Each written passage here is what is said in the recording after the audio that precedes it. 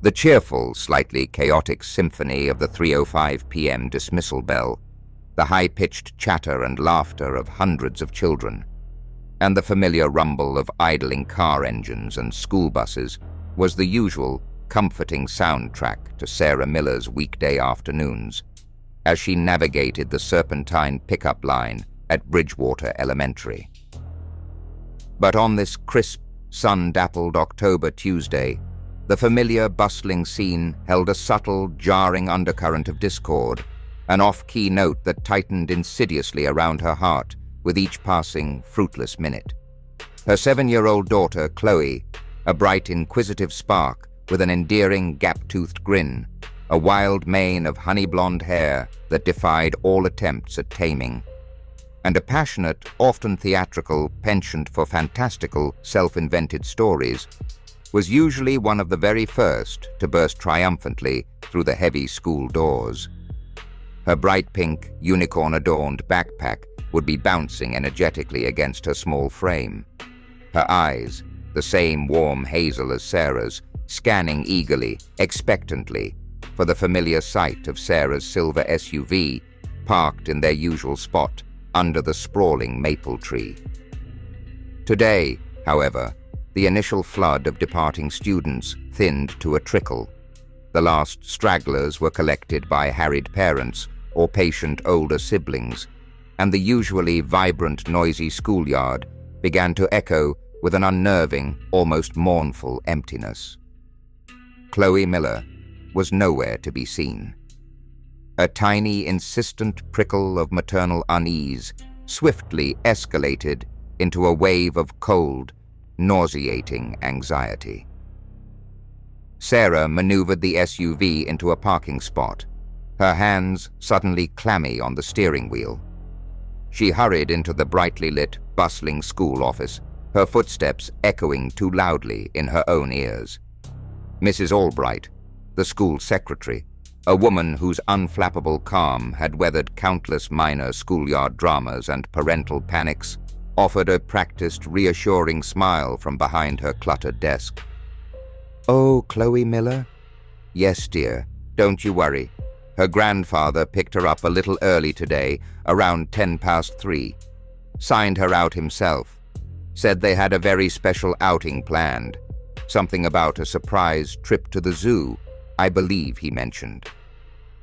A dizzying wave of relief washed over Sarah, so potent it almost buckled her knees, quickly followed by a flicker of mild, familiar annoyance.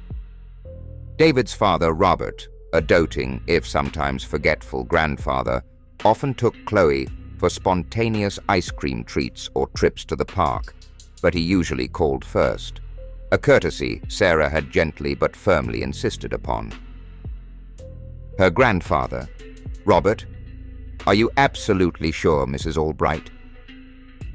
"Oh, absolutely positive, dear," Mrs. Albright confirmed with cheerful certainty, gesturing with a pen towards the official sign-out sheet on her counter.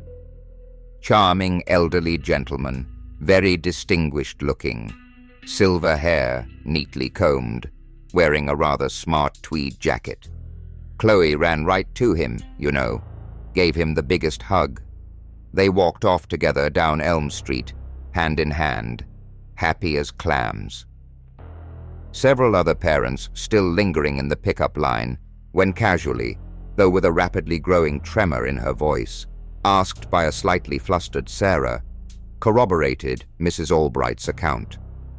Yes, they'd seen little Chloe, her pink backpack bobbing, skipping happily away from the school grounds, her small hand clasped trustingly in that of an elderly man they all naturally, unquestioningly, assumed was her granddad.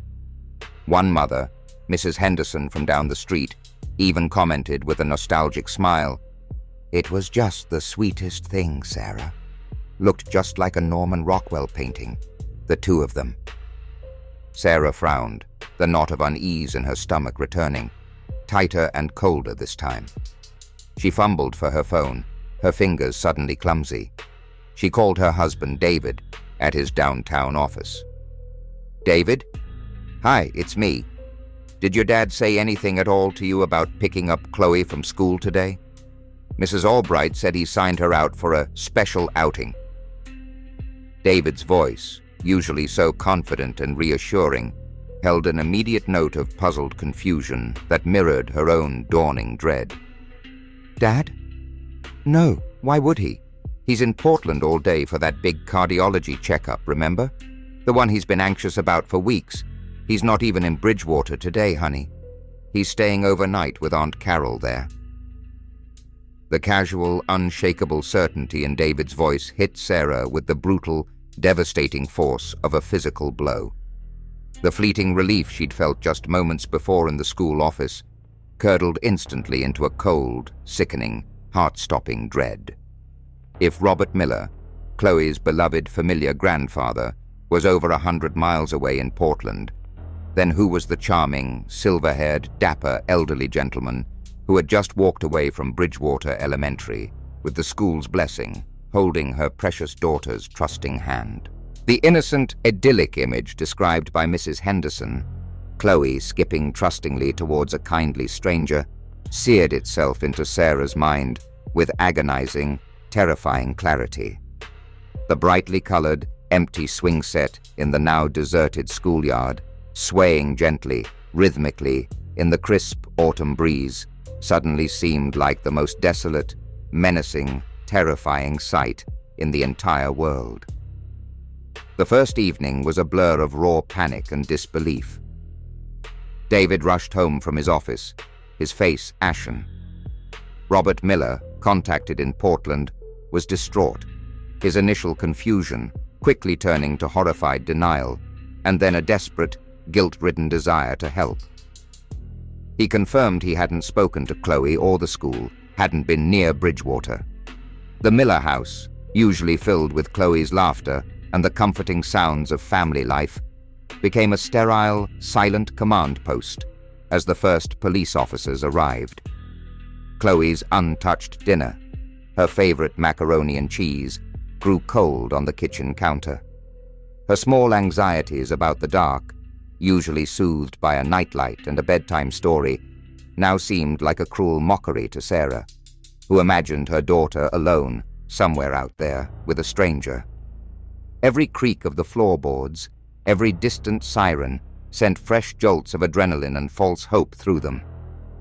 The Bridgewater Police Department, under the stern but capable direction of Detective Isabel Hayes, responded to Chloe Miller's disappearance with a speed and seriousness that, while deeply terrifying in its implications, was also grimly reassuring to David and Sarah. Detective Hayes, a woman in her late 40s, with a reputation for meticulous, unyielding investigation and eyes that seemed to miss nothing, possessed a calm, authoritative presence that cut through the initial chaos of raw parental panic. The initial hours were a bewildering, agonizing blur of frantic calls to every friend and relative, a detailed, tearful description of Chloe, her height, her weight, the specific shade of her honey blonde hair, the missing front tooth, the small strawberry birthmark on her left knee, given and re-given to uniformed officers, her favorite pink unicorn backpack described in minute, heartbreaking detail, and the agonizing, repetitive process of trying to piece together a precise timeline of Chloe's last known, ordinary moments. The first, most crucial, and procedurally unavoidable step was to definitively, irrefutably, confirm Robert Miller's alibi. A quick series of official calls to his cardiologist's office in Portland, corroborated by time-stamped credit card receipts from a Portland gas station where he'd filled his tank that morning, and a downtown diner where he'd had lunch, established beyond any shadow of a doubt that David's father had indeed been over 100 miles away from Bridgewater Elementary at the precise time Chloe was taken from school. He was, as he'd tearfully insisted, devastated, bewildered, and utterly consumed by a grandparent's worst, most unimaginable fears, immediately cutting his medical trip short to rush back to Bridgewater, his mind racing with frantic, helpless scenarios. With Robert Miller definitively cleared, the full, chilling focus of the investigation shifted with an almost palpable intensity to the enigmatic figure of the phantom grandfather. Detective Hayes and her team began the painstaking, often frustrating process of re-interviewing every potential witness who had seen Chloe leave the school grounds that Tuesday afternoon. Mrs. Albright, the school secretary, her earlier cheerful composure now replaced by a worried frown and a touch of self-reproach, provided a consistent, if frustratingly generic, description. He was very well-dressed, detective. Polite, soft-spoken, I'd guess maybe in his late 60s or early 70s. Silver hair, very neatly combed, almost distinguished. He had kind eyes, a gentle, reassuring smile. Chloe seemed so genuinely happy to see him. There was absolutely no hesitation on her part at all. She just ran to him.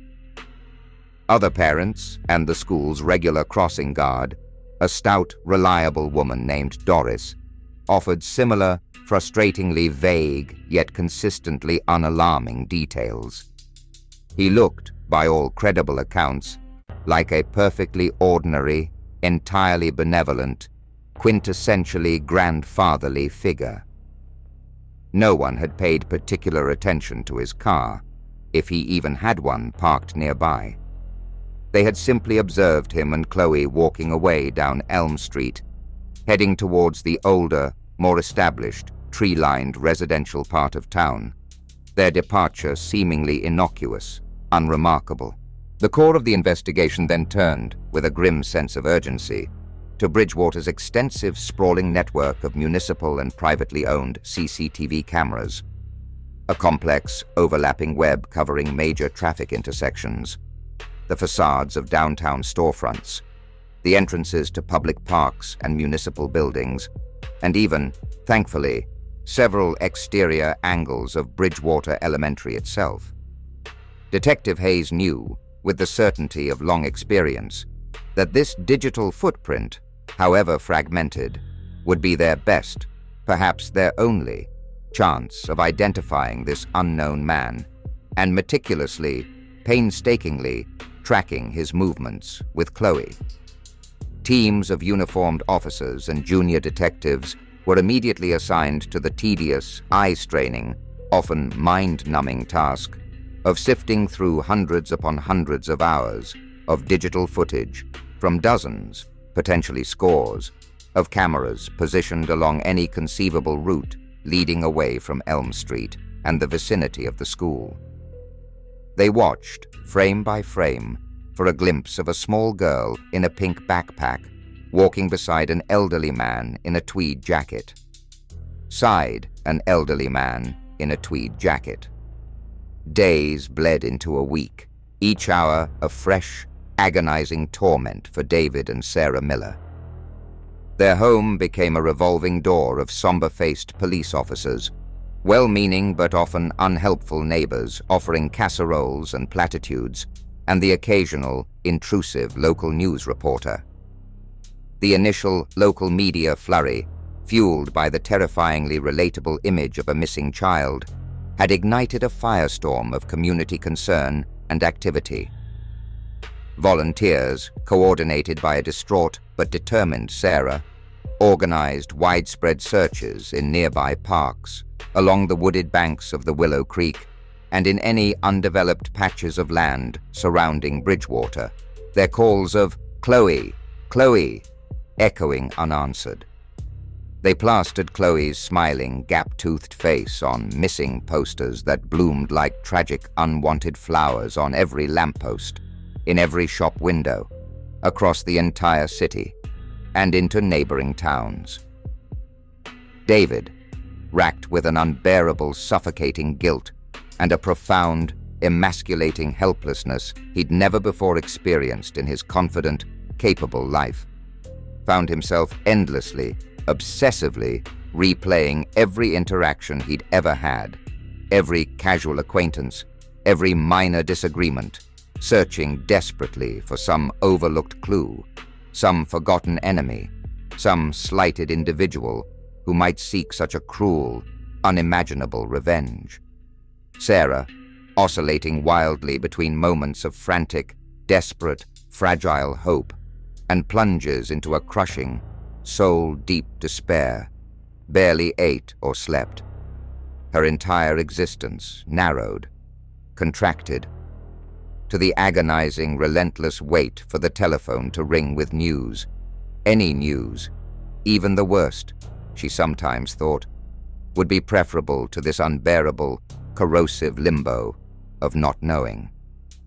The police had few updates, their faces growing more strained with each passing day. The silence from the outside world regarding Chloe's whereabouts was deafening. Then, late on the 7th agonizing day, a small, almost overlooked breakthrough.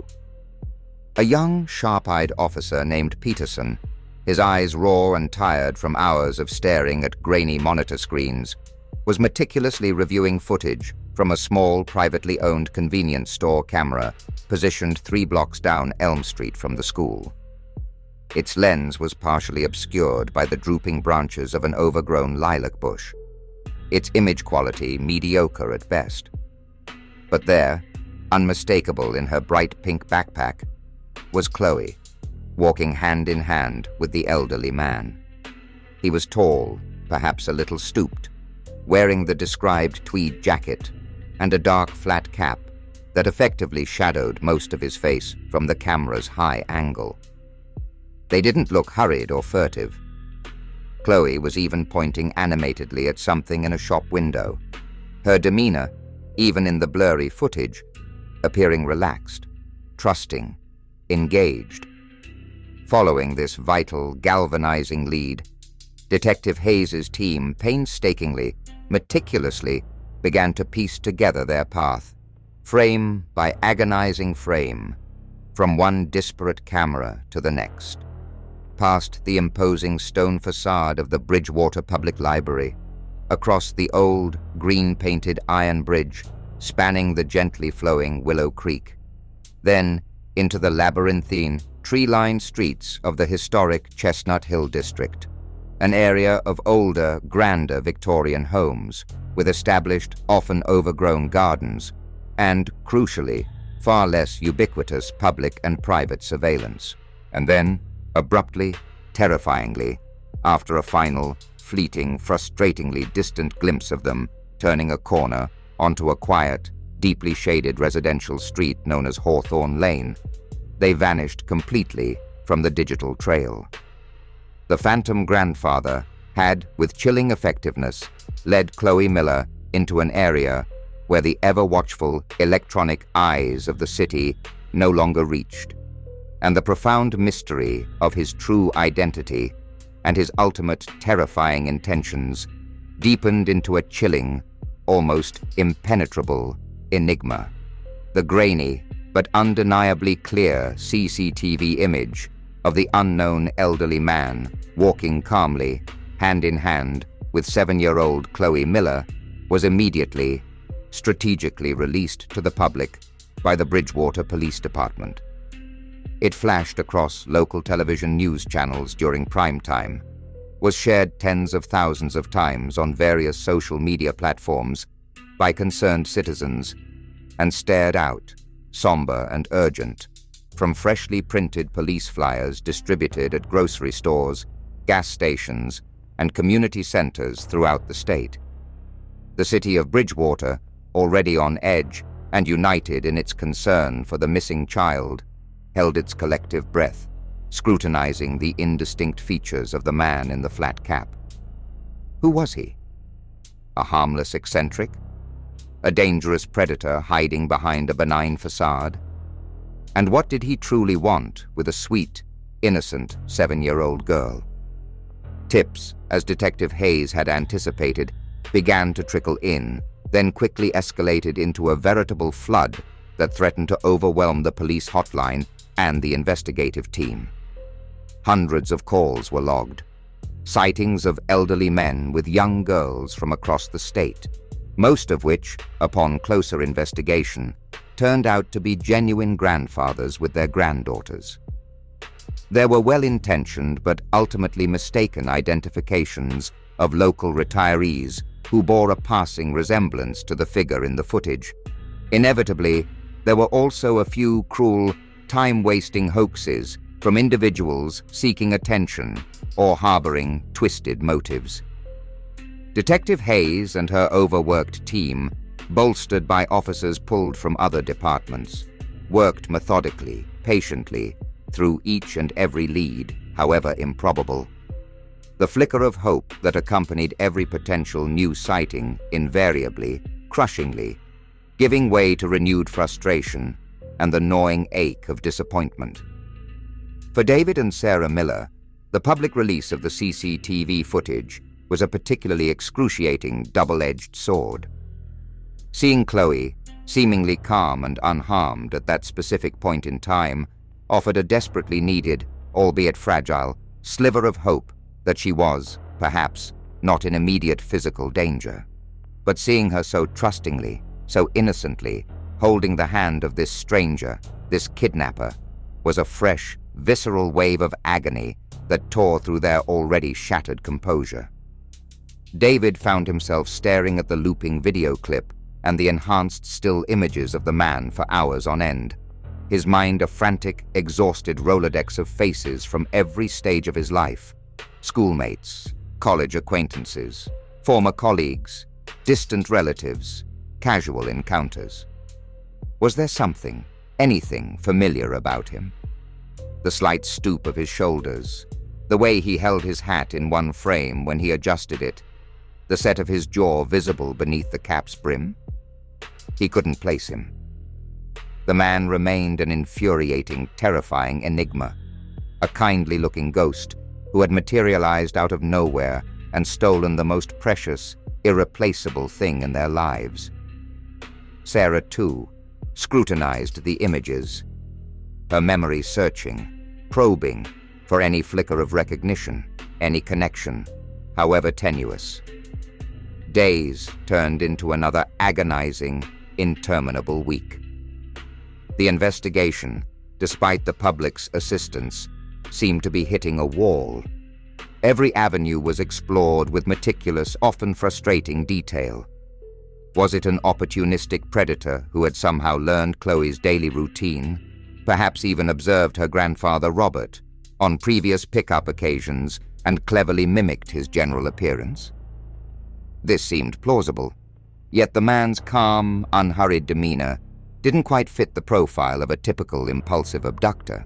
Was it someone with a direct, perhaps hidden, grudge against David or Sarah? Someone from their professional lives? A disgruntled former employee of David's tech company? A parent with a grievance from Sarah's school? Or perhaps a forgotten, bitter, personal slight from their more distant past? Financial records were scrutinized again. Old address books and contact lists were pored over, but nothing significant, nothing that screamed motive, emerged from the mundane details of their well-ordered lives. The police profilers consulted on the case suggested that the man's calm demeanor, his apparent ability to gain Chloe's complete trust so easily and quickly, pointed towards someone with considerable patience, perhaps even a degree of cunning, manipulative intelligence, rather than someone prone to impulsive, disorganized violence.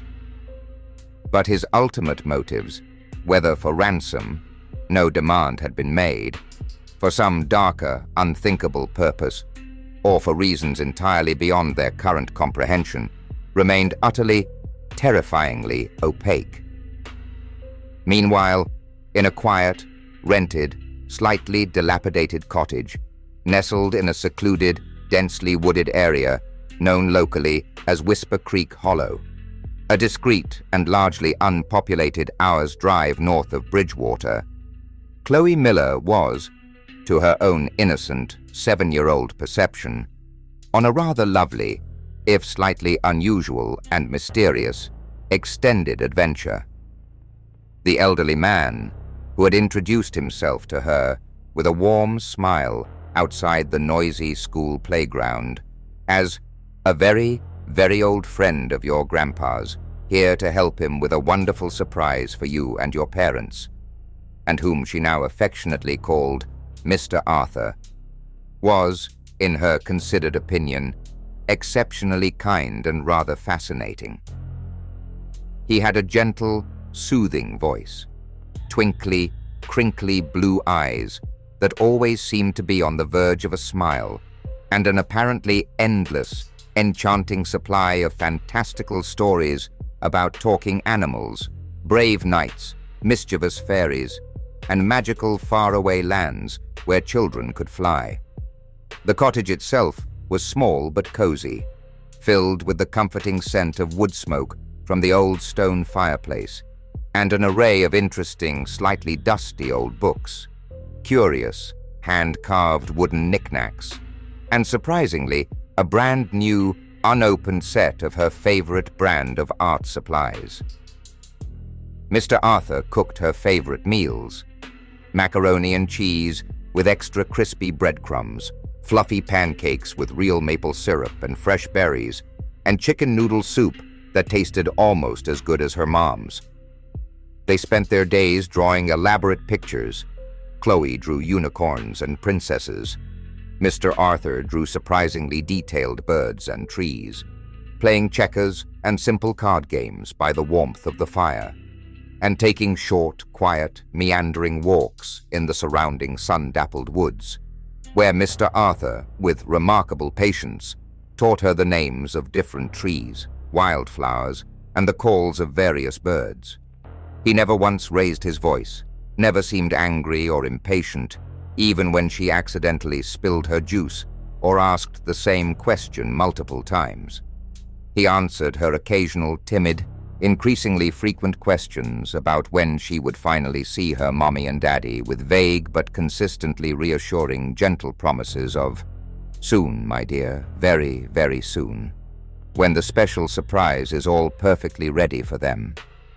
Chloe missed her parents with a deep, persistent, dull ache in her small chest, especially at night when the shadows in the unfamiliar cottage seemed to grow longer and the silence of the woods pressed in.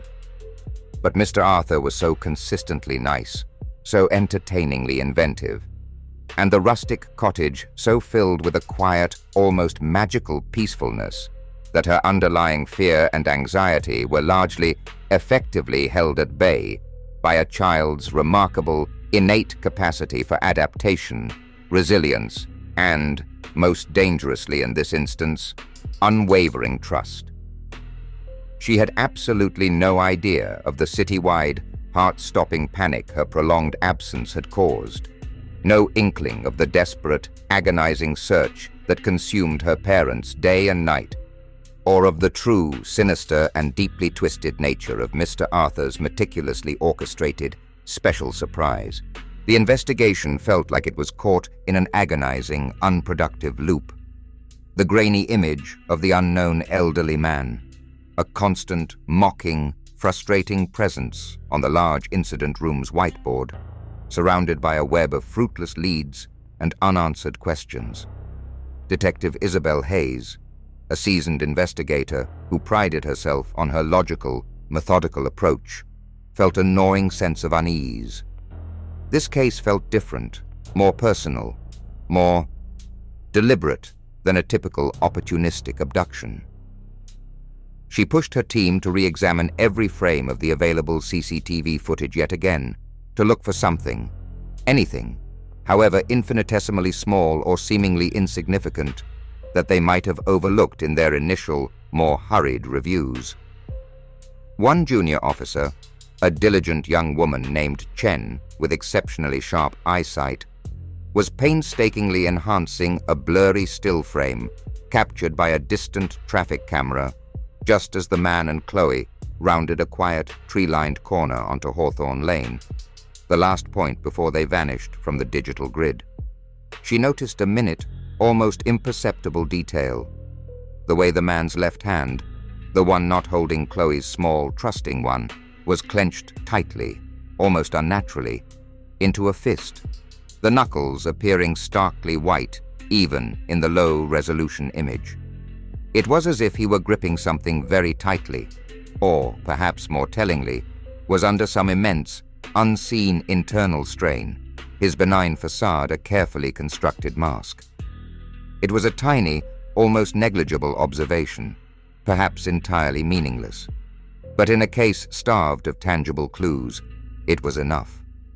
It prompted Detective Hayes to schedule another meeting with David Miller, to ask him to look at these newly enhanced stills one more time, to focus not just on the partially obscured face, but on the man's overall posture, his gait, any tiny, idiosyncratic mannerism that might, just might, spark a flicker of recognition. David, his eyes red-rimmed and deeply shadowed from weeks of sleeplessness, chronic worry, and the relentless glare of computer screens, stared at the slightly clearer, yet still frustratingly indistinct images. He felt he'd looked at them 1,000 times, until the pixels themselves seemed to mock him with their inscrutability. The slightly shabby tweed jacket, the dark, old-fashioned flat cap pulled low, the discernible but not pronounced stoop of the shoulders. It was all so generically, frustratingly elderly, so maddeningly anonymous. Then his exhausted gaze snagged, with a jolt, on that tightly clenched left hand, the stark white knuckles. And from the deepest, most cobwebbed recesses of his memory, a different image. A vivid, unwelcome flicker from a distant, almost entirely buried past, unexpectedly, jarringly, surfaced. A much younger hand, a boy's thin, pale hand, also clenched tightly, knuckles white and prominent, as it tried futilely to shield a tear-streaked, anguished face from a playground taunt, from a well-aimed snowball, from a casually cruel shove. A boy with perpetually hunched shoulders and downcast, avoiding eyes. A boy named Artie Hemlock. The name, unthought of, unuttered, for nearly 30 long years, hit David with the shocking, brutal force of an ice-cold, unexpected wave, knocking the breath from his lungs. Artie Hemlock. He'd been a quiet, socially awkward, intensely studious boy in their year at Northwood High, an easy, almost irresistible target for the casual, unthinking cruelty of David and his then boisterous, aggressively popular, alpha male group of friends. They had cruelly, relentlessly nicknamed him Hermit Hemlock and Artie Farty. They had mocked his slight stutter, delighted in hiding his meticulously organized textbooks, taken perverse pleasure in tripping him in the crowded hallways between classes, making his books and papers scatter across the linoleum floor to their derisive laughter. David felt a sudden, overwhelming flush of shame, hot, visceral, and sickening, rise up his neck and burn his cheeks as the long-forgotten, carelessly cruel incidents played back in his mind with a new, horrifying, unbearable clarity. He hadn't consciously thought of Artie Hemlock or his own part in that casual, youthful torment in decades. Could it possibly be? Could this elderly man, this kidnapper who had so gently, so cleverly spirited away his precious daughter, possibly be that same tormented, marginalized boy, now transformed, twisted by the relentless passage of time and, perhaps, by a deeply buried, festering, decades-old bitterness? With a trembling, fumbling hand, David located and pulled out his old, dusty Northwood High yearbooks from a forgotten cardboard box in the attic. He flipped through the stiff, yellowed pages, his heart pounding a frantic, irregular tattoo against his ribs. And there he was. Page 78. Artie Hemlock. A thin, intensely serious-looking boy with large, sad, intelligent eyes behind oversized glasses, an almost invisible, peripheral presence in the formal group photos, his expression one of pained resignation. The underlying facial structure, allowing for the inevitable transformative passage of 30 years, the addition of deep-set wrinkles, the silvering of hair, and the subtle alterations of age, bore a chilling, undeniable, gut-wrenching resemblance to the man in the CCTV stills. The slight, defensive stoop of the shoulders, the way he held his head slightly tilted, as if anticipating a blow. It was Artie. It had to be. Shaken to his very core, his mind reeling with the horrifying implications, David immediately contacted Detective Hayes. He met her at the station within the hour, the yearbook clutched in his white-knuckled grip. He confessed, his voice thick with a profound, almost unbearable shame, and a dawning, terrible, sickening understanding about his past as a school bully, about his specific, cruel torment of Arthur Hemlock. He described, with painful, self-lacerating honesty, the relentless taunts, the casual, unthinking cruelties, the relentless social ostracism that he and his friends had inflicted upon the quiet, sensitive boy. Suddenly, the motive for Chloe's abduction, so frustratingly opaque and baffling before, snapped into sharp, terrifying, devastating focus. This wasn't about ransom. This wasn't about harming Chloe in any physical way. This was about revenge. A long, simmering, meticulously planned, deeply personal, and exquisitely cruel revenge, aimed squarely, solely, at him, David Miller, designed with chilling precision to inflict the maximum possible emotional torment by targeting the one person, the one innocent soul he loved most in the entire world. The shocking revelation galvanized the stalled investigation with an immediate, almost electric surge of energy. Armed with a name, a clear photograph from the past, and a powerful, deeply personal, and terrifyingly plausible motive, the Bridgewater Police Department launched a targeted, urgent manhunt for Arthur Hemlock. Old-school records were exhumed, distant relatives, if any, were sought, and financial and property records were checked with renewed focus.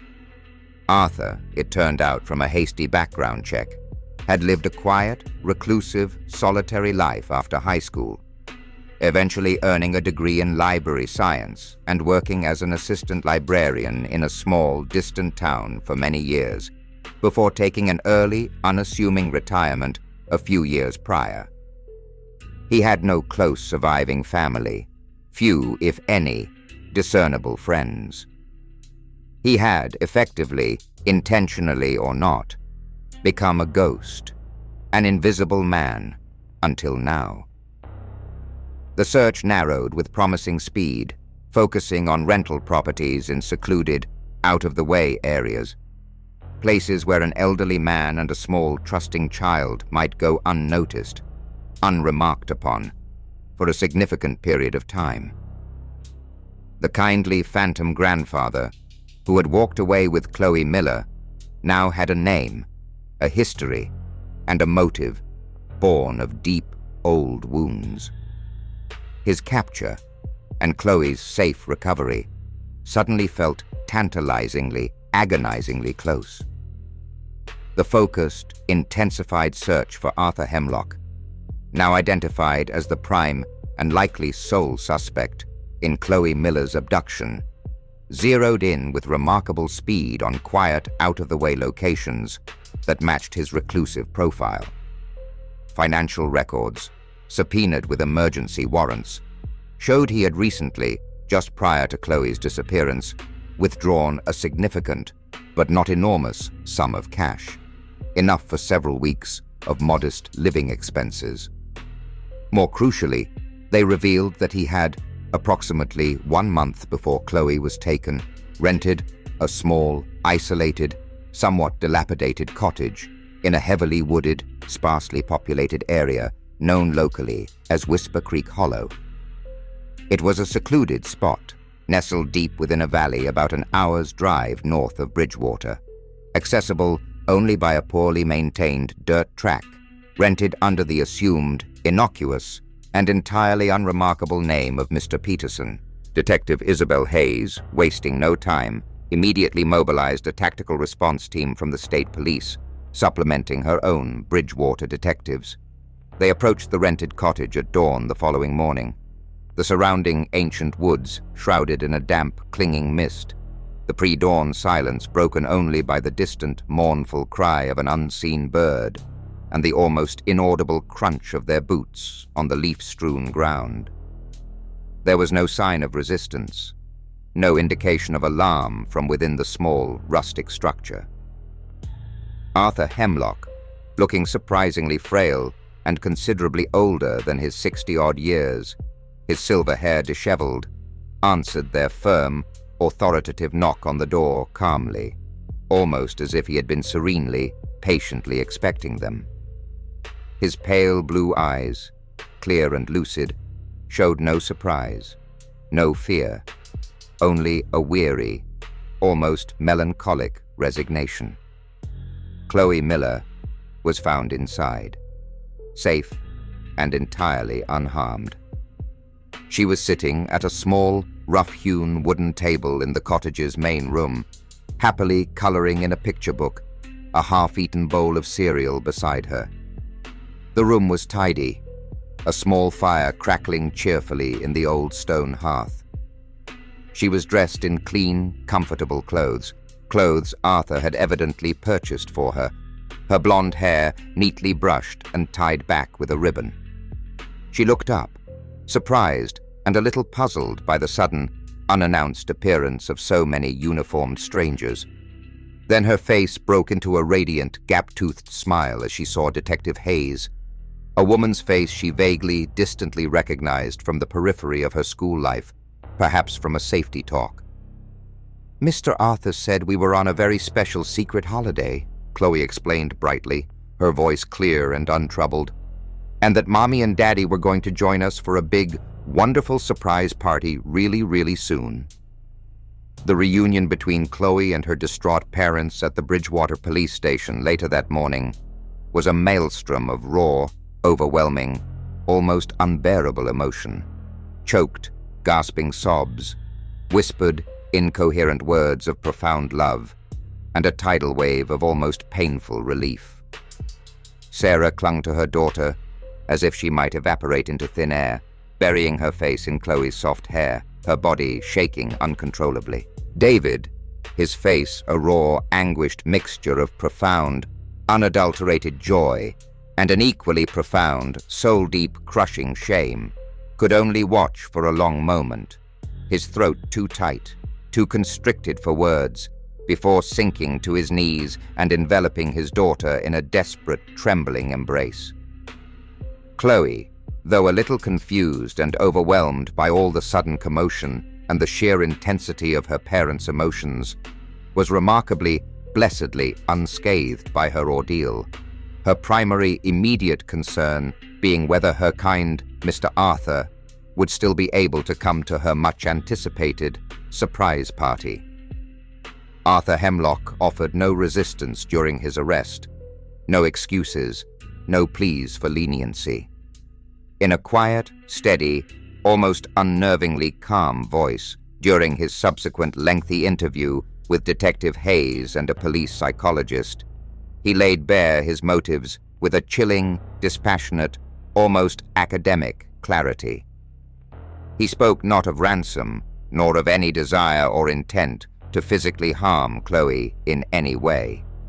Instead, he spoke with a profound, sorrowful dignity of a deep, insidious pain that had festered, untreated and unacknowledged, within him for over 3 long, lonely decades. He recounted, with a chilling, almost photographic precision, the daily, soul-crushing torment he had endured at the hands of a younger, brasher, crueler David Miller and his coterie of popular friends at Northwood High.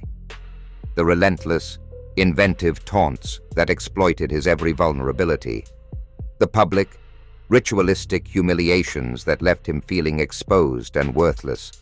The gnawing, corrosive loneliness of complete social ostracism. I wanted David Miller to feel, truly feel, what I felt for all those years, Arthur stated, his gaze distant, fixed on some unseen point beyond the sterile walls of the interview room.